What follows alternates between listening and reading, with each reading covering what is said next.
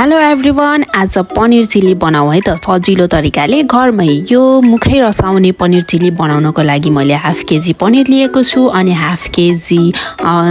Half cup मैदामा थोरै नुन राखेर ठिक्कको ब्याटर बनाउने। द्याट मिन्स न धेरै बाक्लो न धेरै पातलो ब्याटर बनाउँदा चाहिँ राम्रोसँग पानी र मैदाको मिश्रणलाई घोल्नुपर्छ। एन्ड मैले सबै पनिर मैदाको ब्याटरमा राखेर राम्रोसँग कोट गरेँ। देन 1 बाइ 1 सबै पनिर तातेको तेलमा राख्ने।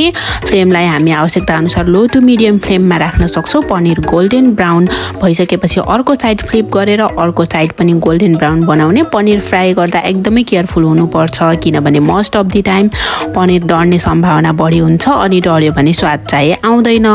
Paneer both side golden brown भइसकेपछि यसलाई तेलबाट ड्रेन गरेर एउटा प्लेटमा राख्ने। अनि ब्याक टु ग्रिन भेजिज मैले यहाँ लिएको छु प्याज, सिमला मिर्च, भन्दा लसुनको पात। भेजिजमा आफूलाई मनपर्ने अर अभाइलेबल जुन सब्जी मिसाउँदा पनि हुन्छ। Choice is all yours. अब पकाउनको लागि कराईमा तेल राखेँ मैले। तेल तातिसकेपछि सबै भेजिसलाई एकैचोटि राखेँ, सटे गरेँ। यहाँ भेजिसलाई पुरो रूपमा पकाउनु पर्दैन, जस्ट सटे फर अ वाइल। स्वादअनुसार नुन पनि राख्छौँ हामी अनि मिक्स गर्छौँ। देन फ्राइड पनिर राखेर भेजिससँग मिक्स गर्छौँ। अबको पालो सोया सस राख्ने।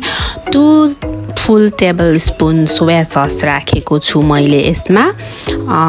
देन मैले लिएको छु यहाँ hot and sweet 2 in 1 tomato sauce, 1 डाडु, त्यो पनि मिक्स गर्ने। पिरो नखानेले टोमेटो केचप मात्र राख्दा हुन्छ।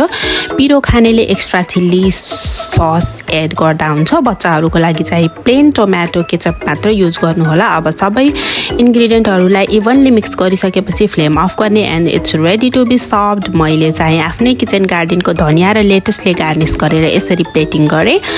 यसरी घरमै छिट्टो मिठो रेस्टुरेन्ट स्टाइल पनिर चिल्ली बनाएर खानुहोला। Thanks for watching. See you in next. By.